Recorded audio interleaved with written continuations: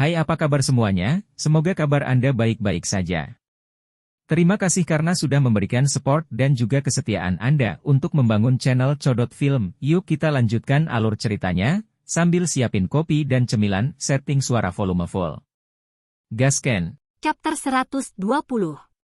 Si kecil senang setelah mendengar kata-kata itu. Dia terus-menerus bingung apakah akan memakan keturunan kuno ini atau tidak. Sekarang, akhirnya ada solusi yang memuaskan. Barang apa yang kita miliki untuk ditukar? Tunggu sebentar, kita perlu memastikan apakah ini ras roh atau bukan. Seseorang misterius berjalan keluar dari dalam kereta kaisar, dan seluruh tubuhnya ditutupi oleh jubah hitam saat dia berbicara dengan suara kasar.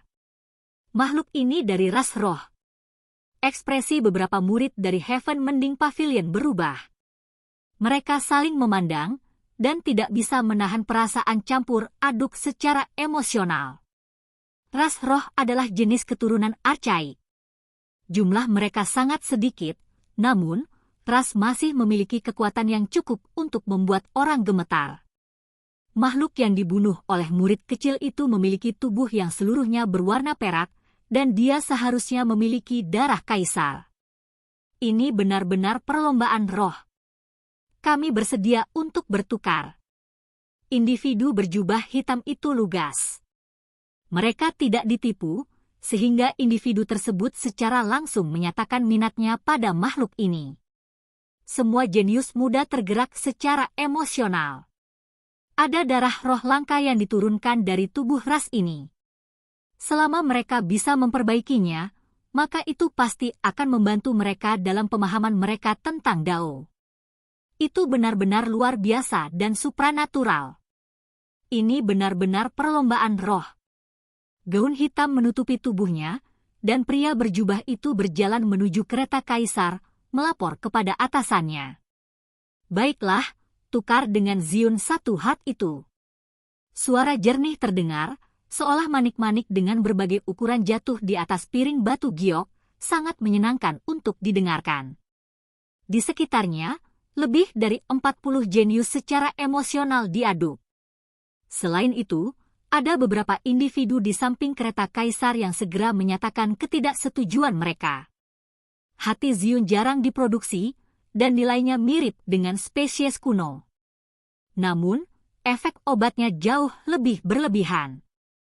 Ketika digunakan untuk menerobos, itu sangat efektif. Putri, tolong pertimbangkan kembali. Darah roh sangat langka. Bahkan jika itu diekstraksi dari tubuh spesies archaik, masih belum ada jaminan berapa banyak tetes yang bisa kita saring. Ini karena fakta bahwa itu bukan sesuatu yang diwariskan, melainkan dipadatkan secara spiritual. Beberapa orang menyarankan untuk menentangnya. Namun, cahaya warna-warni merah menyala di dalam kereta kaisar. Wanita muda kekaisaran telah membuat keputusannya, dan dia menganggap darah roh yang dapat meningkatkan pemahaman seseorang tentang Dao jauh lebih berharga daripada barang-barang lainnya. Individu berjubah hitam berjalan keluar dengan kuali giok persegi di tangannya. Dia tidak banyak bicara, dan menyerahkannya. Bahkan jika dia pingsan, dia akan tetap bahagia, dia ingin melakukan pertukaran secepat mungkin. Si kecil secara alami ingin melihat lebih hati-hati. Bagaimanapun, spesies archaik sangat berharga, dan seseorang tidak boleh ceroboh saat menukarnya. 3 saudara senior dan 2 saudara perempuan senior juga berkumpul untuk melihatnya. Ketika kuali giok dibuka, kabut ungu melayang. Itu terus beredar di sekitar, dan aroma manis menyerang lubang hidung semua orang. Itu membuat pori-pori orang rileks dan mengembang, membuat tubuh mereka merasa sangat nyaman. Di tengah, ada benda sebesar manusia. Itu sepenuhnya ungu, berkilau dan cemerlang. Itu seperti berlian ungu yang indah. Saat terpancar dengan kemegahan yang berharga, itu dipenuhi dengan aroma, mengambang dengan untayan demi untayan kabut ungu.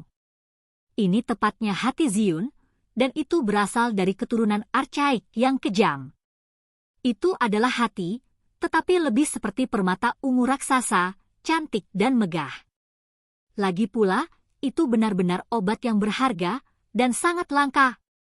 Beberapa murid Heaven Mending Pavilion terengah-engah karena terkejut.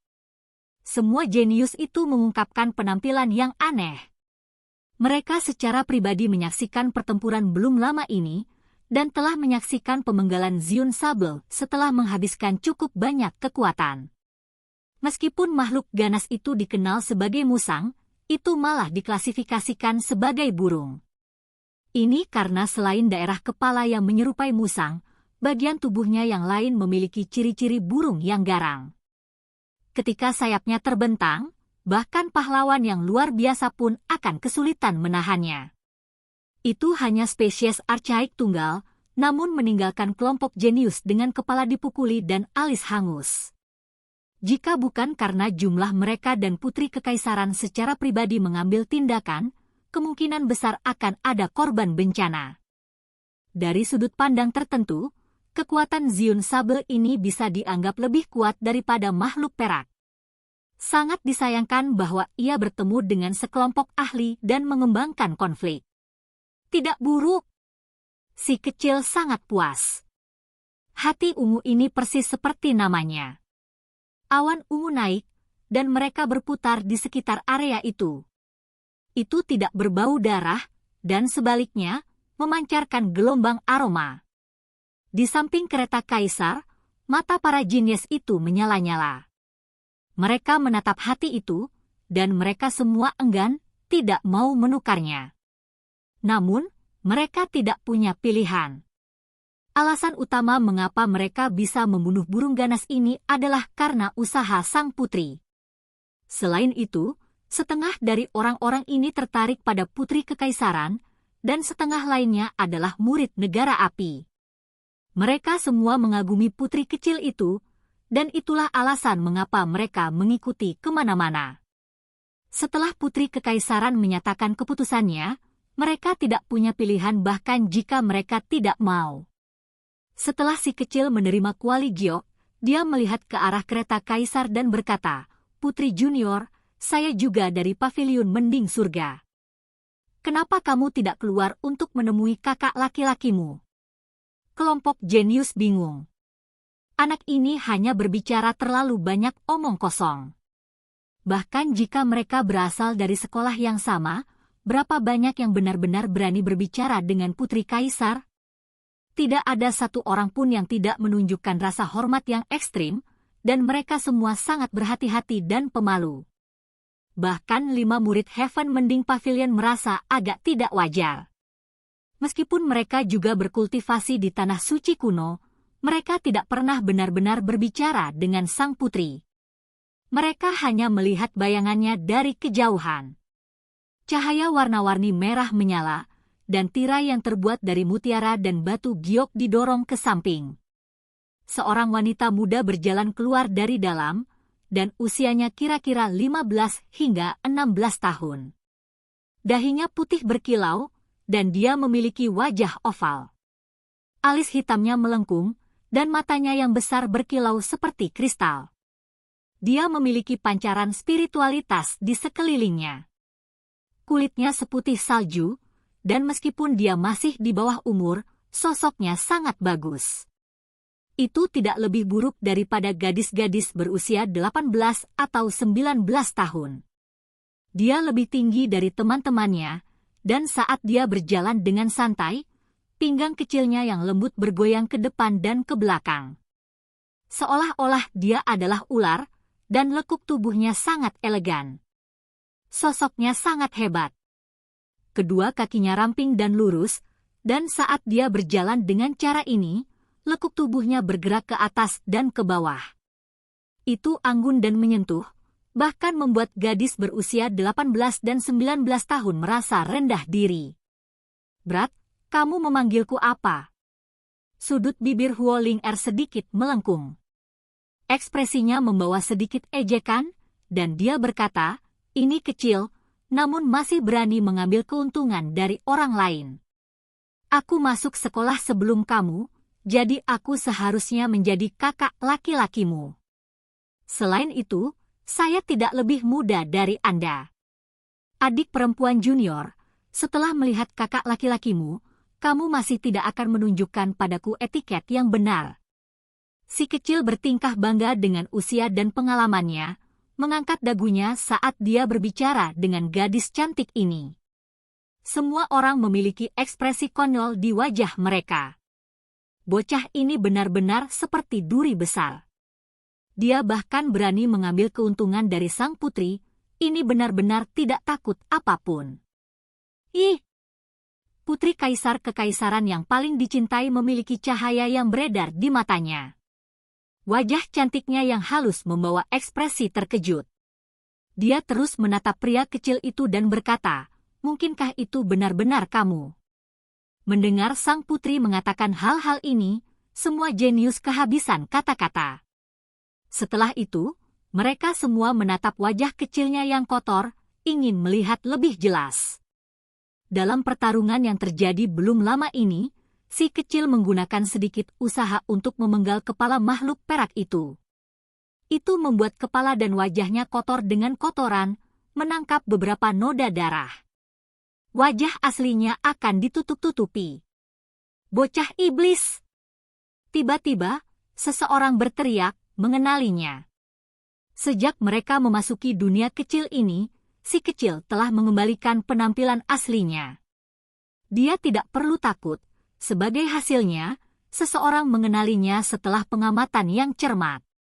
Surga, dia benar-benar bocah iblis itu. Dia benar-benar menunjukkan dirinya. Sekelompok orang berteriak keras, dan semua tatapan mereka membara.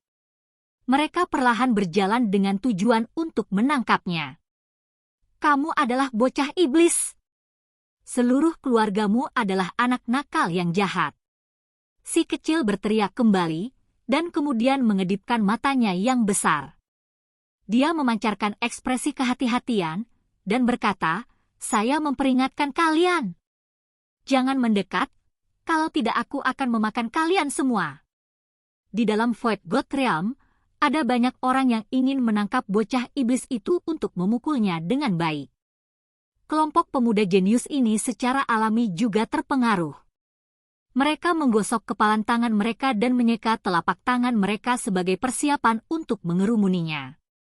Justru Putri Kaisar yang paling dicintailah yang paling bersemangat untuk mencobanya. Matanya yang besar memancarkan cahaya, dan tinjunya yang kecil mengepal. Pinggangnya yang kecil tertekuk, dan posturnya sangat membingungkan. Meskipun dia masih muda, lekuk tubuhnya menakjubkan. Mereka hampir sempurna, dan wajahnya yang putih bercahaya dan menawan memiliki kegembiraan yang tertulis di atasnya. Dia benar-benar ingin mengambil tindakan dan menangkap pemuda itu. Adik perempuan, ketika bertemu dengan kakak laki-lakimu, kamu tidak boleh terlalu dekat. Itu tidak akan meninggalkan kesan pertama yang baik. Si kecil mundur beberapa langkah, dan tidak ingin dikelilingi oleh sekelompok jenius. "Pergi bersama, tangkap dia!" Tiba-tiba, Putri Kaisar berteriak, dan lebih dari 10 jenius bergerak dari segala arah, maju bersama. "Tunggu dan lihat! Aku akan menjaga kalian saat aku kembali!" Pria kecil itu melompat, menghilang seperti gumpalan asap. Dia tidak ingin dipukuli oleh sekelompok orang. Yang paling penting adalah dia ingin menerobos. Dia memegang hati Ziun di tangannya. Jika dia tidak memperbaikinya dengan cepat, maka dia akan terus merasa tidak nyaman. Selama dia menerobos, kekuatannya akan meningkat dalam jumlah besar. "Mengejar! Tangkap bocah iblis itu hidup-hidup!" Sekelompok orang berteriak keras dan mengejar dari dekat. Namun, lelaki kecil itu terlalu cepat, dan dalam sekejap mata, dia menghilang ke dalam hutan. Kakak dan saudari senior, kalian semua mengikuti Putri Junior. Aku pergi dulu. Suara si kecil terdengar dari kejauhan, dan dia tiba-tiba sudah ditempatkan di puncak gunung. Itu membuat banyak orang yang mengejar tercengang. Kecepatan ini terlalu cepat. Beberapa hari kemudian, di dalam gua kuno, embusan petir bergema keluar. Energi ungu naik, awan dan kabut samar-samar terlihat saat mereka terus-menerus keluar dari dalam gua. Gelombang cahaya warna-warni melonjak keluar, menguntungkan dan cerah. Hou! Raungan mendung terdengar, dan si kecil menerobos. Jalur surgawi ketujuh dibuka, dan magma menggelegak. Itu mengalir terus-menerus, mengalir ke tubuhnya. Dengan suara hong, gunung itu terbelah. Gumpalan cahaya ungu melilit sosok kecil yang sedang berjalan keluar. Aura menakutkan sedang dipancarkan, dan binatang buas di sekitarnya semua terkejut hingga melompat. Hutan pegunungan dilemparkan ke dalam keadaan tidak teratur. Lama kemudian, cahaya ungu itu kembali, dan uap yang menguntungkan menghilang. Tubuh si kecil terungkap, dan dia sangat bahagia, dia benar-benar menerobos. Tidak banyak waktu telah berlalu sejak pertukaran itu, namun dia menerobos penghalang, meningkat ke level lain. Bagi yang lain, mungkin butuh 1 tahun, atau bahkan mungkin beberapa tahun untuk membuka jalan surgawi, namun dia benar-benar menerobos berturut-turut dalam waktu yang begitu singkat. Jika jenis kecepatan ini dirilis ke publik, itu pasti akan dianggap menakutkan. Kedua kakinya menginjak tanah, dan hutan hancur berantakan di tempat. Dia seperti Peng 2, dan melesat ke langit. Setelah itu, dia menyeberangi punggungan gunung besar di depannya seolah-olah dia melayang di langit. Yi, bocah kecil itu tidak pergi jauh, memilih untuk melakukan terobosannya di dekat sini. Sebuah kereta kaisar telah berhenti di dalam lembah gunung. Banyak orang berdiri di dekatnya, dan setelah mendengar suara aktivitas, mereka melihat si kecil. Ketika semua orang melihatnya, mereka merasa seolah-olah mereka melihat dewa iblis terbang. Masing-masing dari mereka membuka mulut karena terkejut, dan tidak percaya apa yang baru saja terjadi. Di dalam lembah gunung, selain putri negara api, masih ada beberapa individu terkenal lainnya dari berbagai ras. Mereka semua luar biasa, dan kekuatan mereka luar biasa. Sepertinya mereka melakukan semacam perdagangan dengan manusia di sini. Si kecil secara alami melihat sang putri dan yang lainnya. Dia tidak menghindari mereka, dan turun ke tanah. Setelah membuat kawah besar, dia mulai berjalan menuju lembah. Kamu benar-benar tahu cara mengejutkan orang, menerobos dalam waktu sesingkat itu. 3 kakak laki-laki dan 2 kakak perempuan dari paviliun surga mending juga ada di sana, dan mereka semua berjalan untuk menyambutnya. Manusia ini, tiba-tiba, humanoid bertanduk dengan sepasang sayap berbulu mengerutkan kening. Dia mengeluarkan gulungan gambar, dan setelah membandingkannya dengan si kecil, dia berteriak ketakutan, "Ini kamu!" Singa berkepala 9 dan yang lainnya berusaha keras untuk menjadikanmu sebagai pelayan perang mereka. Anda benar-benar di sini. Di mana tepatnya singa yang cacat itu? Cepat dan katakan padanya untuk membawa pantatnya ke sini. Ini bukan pertama kalinya hal seperti itu terjadi pada si kecil. Wajah kecilnya menjadi gelap, dan giginya terkatup rapat saat dia mengambil langkah besar. Sungguh temperamen yang ganas. Jangan marah. Singa berkepala 9 dan yang lainnya semuanya sangat kuat. Memperoleh atau kehilangan seorang pelayan perang bukanlah masalah besar bagi mereka, dan bahkan tidak akan sering digunakan. Bagaimana kalau kamu datang dan mengandalkan rajaku? Menjadi pelayannya. Peng! Si kecil tidak banyak bicara. Sebuah telapak tangan terbang keluar, simbol menutupi langit, dan sebuah suara terdengar. Petir berwarna emas keluar seperti gelombang laut, menciptakan suara pak. Makhluk bertanduk dan bersayap itu terbang keluar, berubah menjadi batu bara. Kamu benar-benar punya nyali. Kamu bahkan berani membunuh Raja Bulu. Orang-orang lain berteriak, dan mereka semua dari berbagai suku. Raja Bulu itu menyebalkan, dan karena dia humanoid, dia tidak bisa menjadi santapanku. Saya ingin singa berkepala 9, Fei Yi, dan lainnya. setelah orang-orang kecil berbicara, dia sekali lagi mengangkat tangannya. 10 jarinya menembakkan 10 helai petir, menutupi langit. Makhluk-makhluk dari berbagai ras ini tertusuk, berubah menjadi abu. Di sekitar kereta kaisar, sekelompok jenius manusia terkejut. Bocah iblis ini benar-benar tangguh, hanya dengan lambaian tangannya, dia langsung membunuh beberapa orang dari ras lain. Bagus! Putri Negara Api memiliki kegembiraan di matanya. Meskipun dia seperti banyak orang lain dan ingin menangkap si kecil untuk memukul pantatnya dengan baik, dia menahan keinginannya dan berkata, "Kamu sangat kuat, mengapa kamu tidak bergabung dengan kami? Saya sudah berhubungan dengan singa berkepala 9, raja bulu, raksasa berdarah perak, dan beberapa makhluk kuat lainnya. Kita akan pergi ke gua ilahi untuk merebut harta karun. Akan ada singa cacat di sana?" Mata si kecil tiba-tiba terbuka lebih lebar. "Akan ada." Sang putri menganggukkan kepalanya, dan tubuhnya yang ramping bergerak. Tubuh lotusnya dengan santai mengambil langkah, tiba di depan. Lekuk tubuhnya yang indah sangat menakjubkan. "Baiklah, aku ingin pergi. Aku harus mengubahnya menjadi rebusan." Pria kecil itu mengepalkan tinjunya. "Jangan terlalu kejam. Dia adalah sekutu kita, dan kita akan pergi ke gua ilahi bersama-sama." Mata sang putri bersinar seperti kristal. Sudut mulutnya sedikit terangkat, dan dia menggoda, "Kamu harus patuh, atau aku akan memukul pantatmu." Suara Pak terdengar. Si kecil tidak menunjukkan sedikit pun kesopanan, menampar pantatnya yang mewah.